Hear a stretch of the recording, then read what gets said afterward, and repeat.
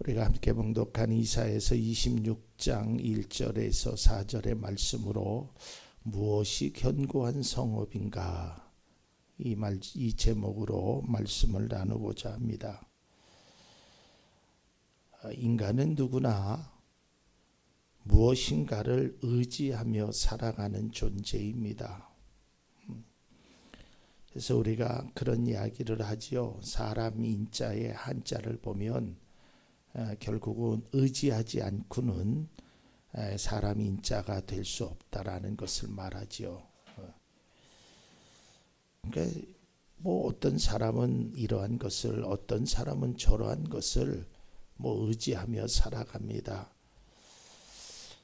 그런데 사람이 그것을 무엇을 의지하느냐에 따라서 삶의 방향이나 삶의 지표가 달라진다는 것이죠.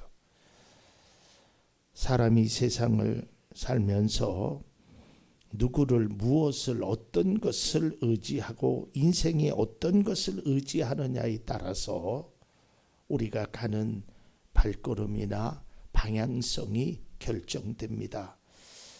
그렇기 때문에 인생이 어떤 것을 의지하느냐는 매우 중요한 선택이며 결과의 원인이 되기도 합니다.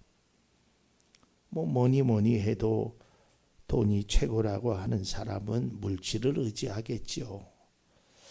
또 세상의 권력의 맛에 취한 사람은 더 높은 권력을 원하고 권력을 의지하게 됩니다. 또 다른 건 몰라도 나는 죽어도 돈이 없어도 나의 명예만큼은 내 목숨보다 귀하다라고 생각하는 분들도 계시기도 합니다. 이 외에 자신이 원하고 의지하는 것들이 많이 있습니다. 여기서 의지한다라는 말은 믿는다는 것입니다. 그리고 또한 그것을 자랑스럽게 여긴다는 것입니다. 여러분 보십시오. 돈을 의지하는 사람은 돈을 굉장히 자랑스럽게 여깁니다. 그 돈의 힘을 알니까 저는 어젠가 그제 금요일 날 인터넷을 보면서 정말 깜짝 놀랐어요. 청바지 하나가 1,000만 원짜리가 있더라고요. 청바지가. 난 그것도 놀랐는데 더 놀란 것은 그 1,000만 원짜리 청바지가 없어서 못 팔린다라는 것이죠. 그러니까 돈 많은 사람은 그것이 의지하는 것뿐만 아니라 그걸 자랑합니다. 야 봐라, 나는 1,000만 원짜리 옷에 이 자켓은 2,000만 원짜리고 내가 든 백은 몇천만 원짜리고 내가 한 귀걸이는, 내가 한 모는 등등의 그것을 아주 자랑스럽게 여깁니다. 또한 권력을 의지하는 사람은 자신의 권력을 자랑하지요. 우리 집안이 어떤 집안인데 우리 집안은 몇 대째 이런 권력을 누리면서 우리 아버지는 어떤 사람이야, 나는 어떤 사람이야, 그걸 굉장히 자랑스럽게 생각하기도 합니다. 명예를 의지하는 사람은 조금 차원은 다르지만 또한 그것을 자랑합니다. 그러니까 우리는 뭔가를 의지한다라는 것은 그것을 자랑스럽게 여긴다는 거예요. 여러분, 부모가 자녀를 의지하거나 또 자녀가 부모를 의지할 수 있죠. 근데 의지한다라는 것은 내 부모를 자랑스럽게 여기고 내 자녀를 자랑스럽게 여길 때, 그때 진정한 의지가 될 수 있다라는 것이죠. 우리가 많이 자랑거리가 있습니다. 그러나 시편의 말씀을 보면 다윗은 전쟁을 앞두고 나는 무엇을 의지하며 무엇을 자랑하는 것인가를 그는 이렇게 표현하고 있습니다. 시편 20편 7절 말씀입니다. 어떤 이는 전차를 자랑하고 어떤 이는 기마를 자랑하지만 우리는 주 우리 하나님의 이름만을 자랑합니다. 그러니까 다윗은 여기서 자랑이라는 말은 앞서도 얘기했지만 하나님의 이름을 의지한다라는 것이죠. 어떤 사람은 물질을 자랑하고 권력을 자랑하고 명예를 자랑하지만 나는 하나님만을 자랑하겠다는 것이죠. 자, 이제 오늘 본문 말씀으로 좀 들어가서요. 시편 26장은 이스라엘 백성들을 향한 하나님의 회복에 관한 말씀입니다. 하나님께서는 선지자 이사야를 통하여 그 당시 유다 백성들, 하나님의 자녀들인 그들이 이제 이렇게 회복될 것이다 라는 것을 미리 말씀하고 있습니다. 당시에 유다 백성들은 땅을 잃어버렸습니다. 가정도 무너졌습니다. 불행의 삶으로 살아가고 있었죠. 근데 하나님께서 잃어버린 땅을 회복시켜주고 무너진 가정을 세워주시고 불행한 삶을 행복으로 이끌어 주신다는 그 찬양의 말씀입니다. 이 본문의 말씀을 배경으로 조금씩 말씀드리면 유다 우시야 왕의 죽음을 계기로 이 유다 나라가 아주 쇠퇴의 길을 걸어가게 됩니다.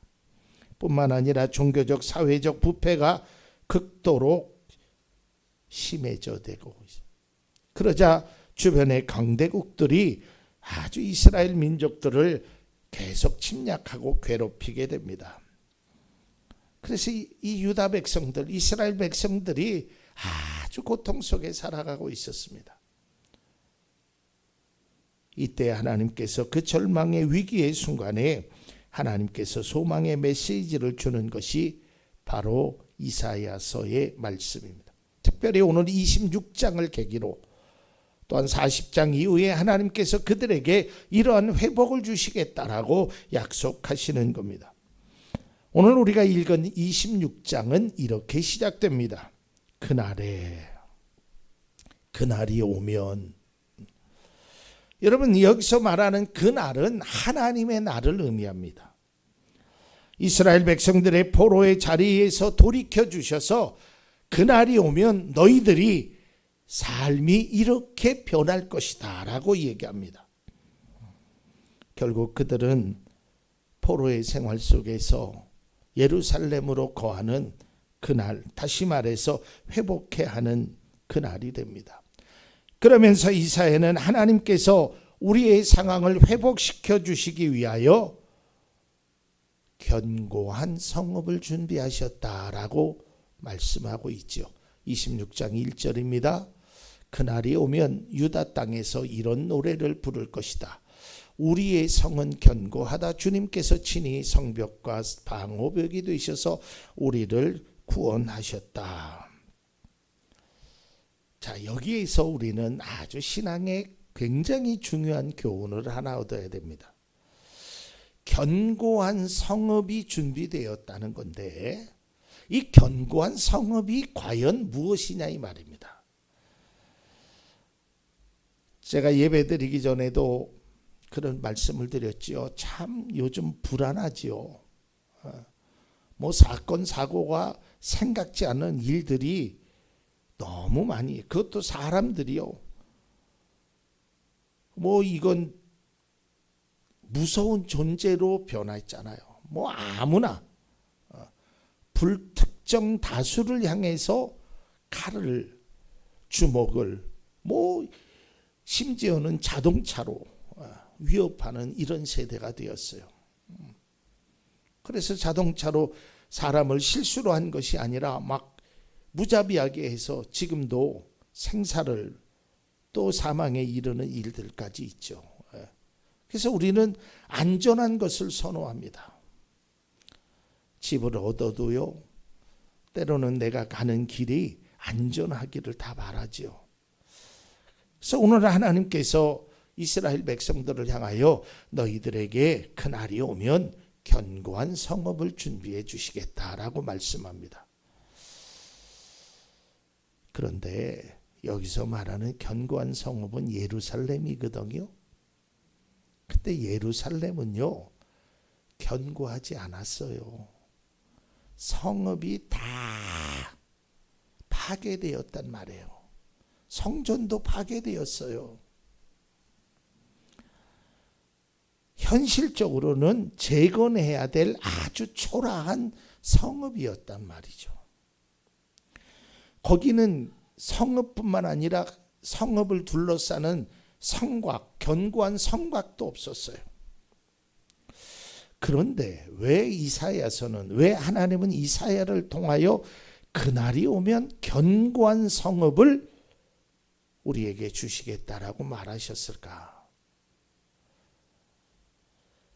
하나님께서 이 견고한 성읍이라고 말씀하신 이유가 있습니다. 다시 한번 1절을 보겠습니다. 그날이 오면 유다 땅에서 이런 노래를 부를 것이다. 우리의 성은 견고하다. 주님께서 친히 성벽과 방어벽이 되어 주셔서. 이 말을 조금 더 쉽게 하자면 우리의 성은 견고하다. 왜냐하면 주님께서 친히 성벽과 방어벽이 되기 때문이다라는 거예요. 이렇게 이해해야 되는 겁니다. 이것이 핵심입니다. 여러분, 성이 견고한 것이 아니고요, 하나님께서 성벽과 방어벽이 되어 주셨다는 거예요.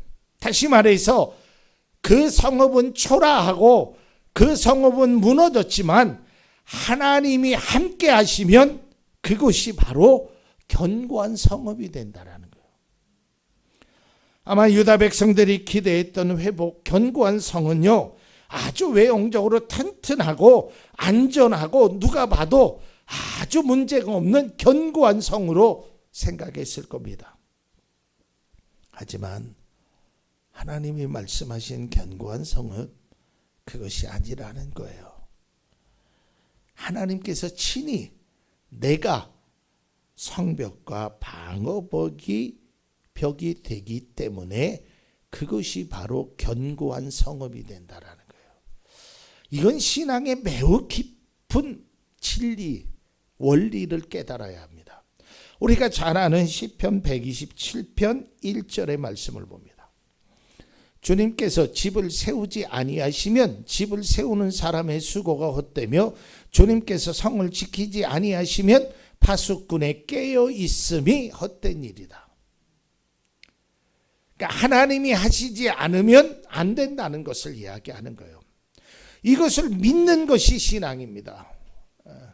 믿음의 그리스도인들이 가장 중요하게 고백해야 될 것은 하나님이 함께하지 아니하시면 안 된다는 것을 고백해야 돼요.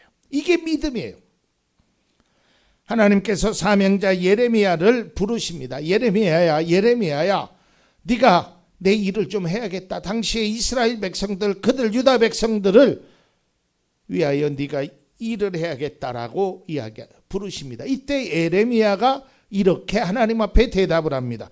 예레미야 1장 6절입니다. 내가 아뢰었다. 아닙니다. 주 나의 하나님, 저는 말을 잘할 줄 모릅니다. 저는 아직 너무나 어립니다. 하나님, 나는 할 수 없습니다. 내 능력이, 내가 가지고 있는 힘이 아무것도 없습니다 라고 이야기합니다. 이때 하나님이 그런 예레미야를 향하여 이렇게 약속하십니다. 예레미야 1장 18절에서 19절입니다. 그러므로 내가 오늘 너를 튼튼하게 방비된 성읍과 쇠 기둥과 놋 성벽으로 만들어서 이 나라의 모든 사람 곧 유다의 왕들과 관리들에게 맞서고 제사장들에게 맞서고 이 땅의 백성에게 맞서게 하겠다. 그들이 너에게 맞서서 덤벼들겠지만 너를 이기지는 못할 것이다. 내가 너를 보호하려고 너와 함께 있기 때문이다. 나 주의 말이다. 이 말씀도 마찬가지예요. 그들이 너보다 힘도 있고 능력도 있고 군사력도 있고 모든 것이 있지만, 자막 한번 더 띄워주세요. 너를 이기지 못하는, 너에게 덤벼들겠지만 이기지 못할 것이다. 왜냐하면 내가 너를 보호하려고 너와 함께 있기 때문에. 이게 하나님의 말씀이란 말이에요. 오늘 말씀과 동일한 말씀이에요. 여러분, 보통 그리스도인들이 기대하는 견고한 성읍은 자신이 바라는 좋은 환경이나 좋은 상황이 될 것입니다. 하나님, 내가 이게 부족한데 이것 좀 채워주세요. 하나님, 나에게 이러한 문제가 있는데, 하나님, 나에게 저러한 문제가 있는데 등등, 그런 환경이 자꾸 바꿔지는 것을 견고한 성읍이라고 생각합니다. 물론 좋은 환경이 나쁘다는 것은 아닙니다. 작은 집에서 살다가 더 큰 집으로 갈 수도 있고요. 또 뭐 작은 차를 타다가 더 좋은 차를 탈 수도 있고, 직장이 뭐 사업이 뭐 여러 가지가 다 견고하게 되는 그러한 환경도 필요합니다. 그러나 그것보다 더 우선 필요한 것이 있다라는 것입니다. 그것은 바로 하나님이 나와 함께 하심에, 이 신앙이 우리 가운데 있어야 되는 것입니다. 그래서 하나님은, 성경은 말하기를 견고한 성읍이 환경이나 조건이 아니라 바로 주님이 나와 함께 한다라는 거예요. 나와 함께 한다. 그것이 얼마나 소중한가를 깨달아야 되는 거예요.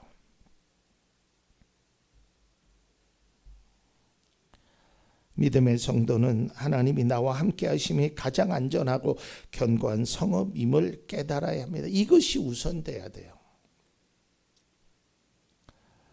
저는 어려서요, 외할머니와 이렇게 몇 년간 같이 살았는데요, 맨날 외할머니한테 뭐 어린 나이니까, 초등학교도 들어가기 전에 나이니까 외할머니한테 맨날 돈 달라고 했어요. 돈. 근데 참 신기하게도요, 우리 외할머니는 항상 없다고 하면서도 항상 주머니 속에서 동전이 나와요. 그것도 지금 기억해 보면 아주 신기한 주머니, 어디 이 안쪽 어디에 막 이렇게 넣어서 그걸 돈을 꺼내요. 분명히 제가 우리 삼촌하고 같이 살았거든요. 삼촌하고 저하고 한 6살. 그러니까 삼촌이 엄마 돈 좀 줘. 그러면 없대요. 근데 제가 할머니 돈 좀 줘. 그러면 꼭 그 안에서 신기한 주머니 속에서 돈을 줘요. 나는 그래서 돈을 주는 할머니가 참 좋았어요.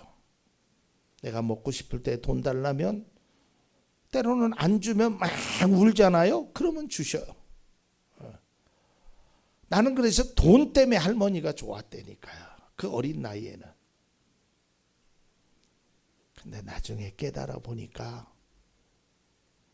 할머니가 나와 함께 한다라는 것이, 할머니가 나를 사랑한다라는 것이, 그게 진짜 복이고 귀한 은혜라는 것을 나중에 깨닫게 됩니다. 여러분, 우리도 마찬가지예요. 하나님 앞에 돈 주세요. 이 문제 해결해 주세요. 저 문제 해결해 주세요. 그래서 하나님이 좋으신가요? 내 기도도 들어주시고 내 사업도 번성케 하시고 뭐 내 자녀들에게도 이런 은혜를 주셔서 그래서 하나님이 좋으신가요? 물론 그래도 좋죠. 그러나 그것보다도 더 좋은 것이 있어야 돼요. 그 하나님이 나와 함께 하시고 나의 장벽이 되어 주셨다는 그 사실이 너무나 감사하고 너무나 귀한 것이라는 것이죠. 그래서 시편에 다윗이 이런 고백을 합니다. 우리가 너무 잘 아는 거죠.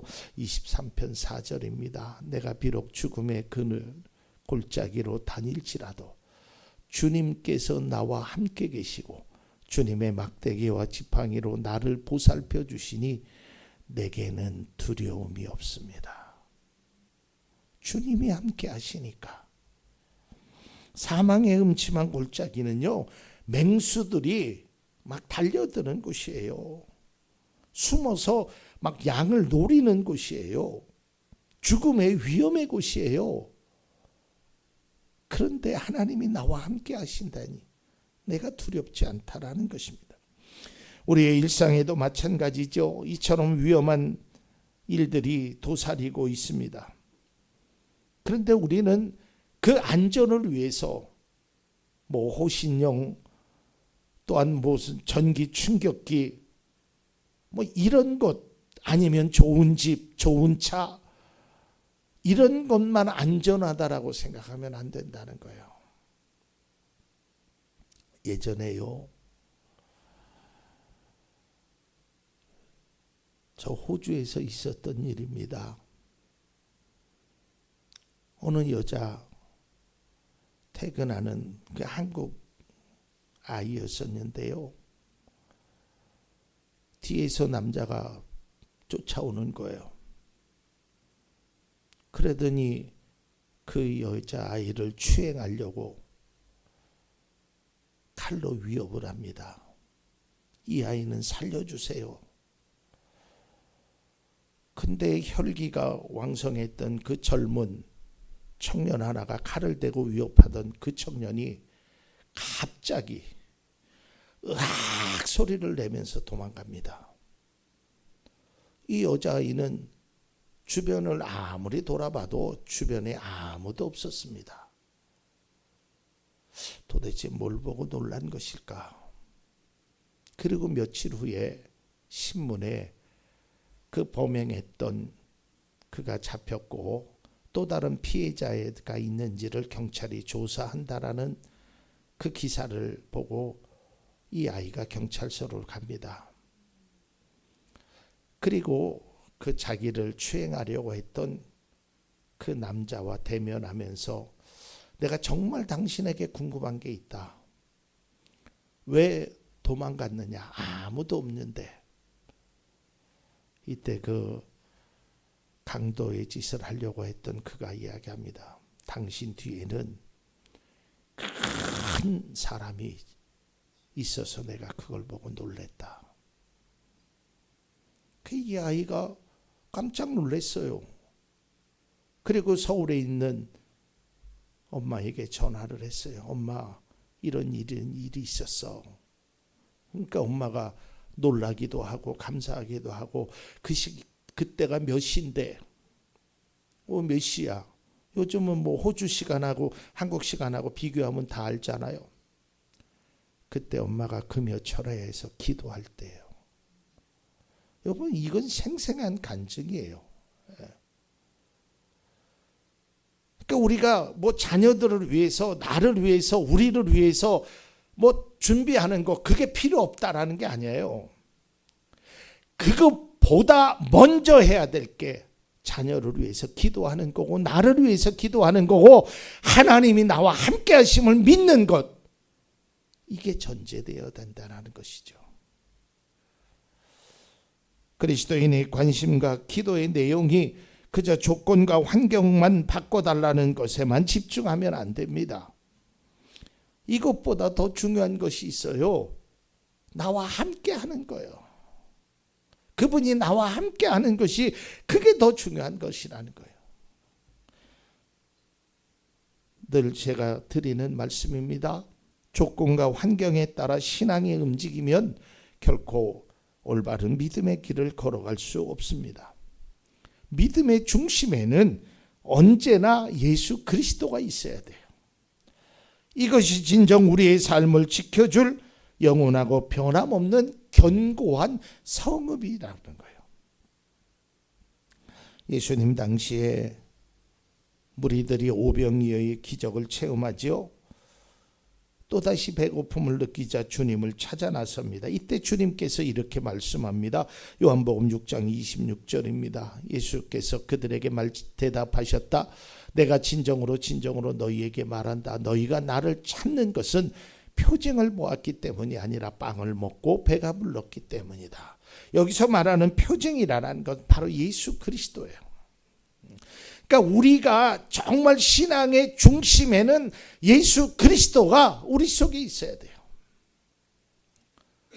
정말 우리가 하박국 선지자가 이야기한 대로 그 정도의 고백은 할 수 없다 하더라도 하박국 선지자가 뭐라고 고백합니다. 아무것도 없어도 나는 여호와로 인하여 기뻐하겠다. 다윗도 시편에 나의 기쁨은 오직 하나님에게서만 찾겠다. 사도 바울이 고백했던 것처럼 나는 배고픔과 배부름과 이런 모든 것을 통해서 내게 능력 주시는 자 안에서 나는 할 수 있음을 깨달았다. 이게 신앙의 선배들의 고백이에요. 우리의 신앙이 형편이나 조건에 따라서 움직이면 안 됩니다. 언제나 주님을 따라 움직여야 돼. 그리고 주님이 나와 함께 하시면 결국에는 거기가 견고한 성읍이 되더란 말이에요. 그 증거가 어디 있어요? 가나안 땅을 바라보십시오. 여러분, 가나안 땅이라는 것이 하나님께서 젖과 꿀이 흐르는 가나안으로 인도하신다고 말씀했죠. 그것이 젖과 꿀이 흐르던가요? 가보니까 아니에요. 아무것도 없어요. 전쟁해야 돼요. 쉬운 땅이 아니었어요. 아니, 이게 무슨 젖과 꿀이 흐르는 땅이야. 내가 원했던 것, 내가 바랬던 것은 이러한 모습이 아닌데 우리가 이러려고 40년 동안을 광야 생활에서 고생했단 말인가? 우리가 이러려고 애굽에서 나왔단 말인가? 그들은 아마 그렇게 생각할 수 있었을 거예요. 그러나 그 가나안 땅이 하나님이 함께 하심으로 결국에는 그 땅이 되었단 말이죠. 그러니까 신앙은 내가 원하고 내가 바라는 것, 내 뜻보다 더 중요한 것이 하나님의 뜻이에요. 왜냐하면 내가 원하는 것보다 나에게 필요한 것을 주시는 분이 하나님이에요. 이걸 알아야 돼요, 우리는.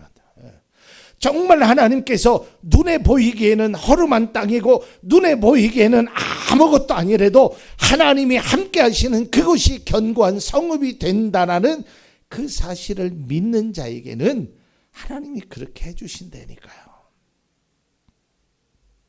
오늘 본문에도 이렇게 말씀합니다. 26장 4절입니다. 너희는 영원토록 주님을 의지하여라. 주 하나님만이 너희를 보호하는 영원한 반석이다 라고 말하고 있죠. 그러니까 하나님만이 나의 견고한 성읍이라는 거예요.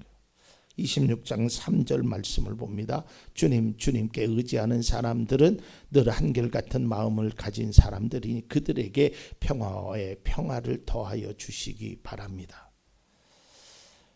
결국 오늘 이사야서가 얘기한 것, 너희들을 위하여 주님께서 견고한 성읍을 주시겠다. 이제 너희들이 할 일은 바로 한결같은 마음을 가져라라는 거예요. 여기서 한결같다라는 이 말의 개역 성경은 개정판에는 심지가 견고한이라고 있죠. 여러분, 이 심지라는 말을 한자로 보면 마음 심자의 뜻지자입니다. 근데 마음 심자에도 마음 심자니까 심이 있고요. 뜻지자에도 마음 심자가 들어갑니다. 히브리어로 에체르라고 하는데 이것은 마음가짐을 의미해요. 그러니까 이 이사야가 우리에게 말하는 그날이 오면 너희들에게 견고한 성읍을, 다시 말해서 하나님께서 너희의 삶을 지켜주실 테니까 너희는 한결같이 하나님을 바라볼 수 있어야 된다. 믿음의 사람은 심지가 견고해야 돼요. 이 심지가 견고하려면 하나님을 의지해야 돼요. 하나님을 의지하지 않으면 방향 감각이 없어요. 이리 쏠리고 저리 쏠리고 저리 가고. 하나님만이 나의 견고한 성읍임을 깨닫게 되면 절대 흔들리지 않아요. 걱정 없어요. 이연령 비연령으로 해석하는 것이 아니라 이렇게도 하나님의 은혜고 저렇게도 하나님의 은혜, 결국에는 그 사람이 견고한 성읍 속에 있더라 이 말이에요. 세상에 아무리 폭풍이 몰아치는 바다라 할지라도 하나님을 신뢰하는 사람은 비를 맞을 수는 있어요. 그러나 그 비 속의 폭풍 속에서 건져주시는 하나님의 은혜를 체험하게 된다는 것이죠. 우리는 그래서 심지가 견고한 사람이 되어야 합니다. 우리의 신앙이 흔들리는 것은 견고한 성읍을 잘못 생각했기 때문에 그래요. 견고한 성읍은 내가 원하고 내가 바라고 내가 기대하는 그 환경이나 조건이 아니라 나에게 가장 필요한 것을 또 내가 가장 중요할 때 하나님이 함께 하시는 그것이야말로 견고한 성읍임을 깨닫게 된다면 우리가 때로는 가다가 광야를 만나도 때로는 홍해바다를 만나도 때로는 여리고성을 만나도 때로는 전쟁의 아픔을 경험해도 결국에는 하나님을 신뢰하는 그 사람에게 견고한 성읍을 주신다는 그것을 믿는 것이 바로 믿음이고 신앙이며 이것이 바로 우리의 모습이 될 수 있기를 바랍니다.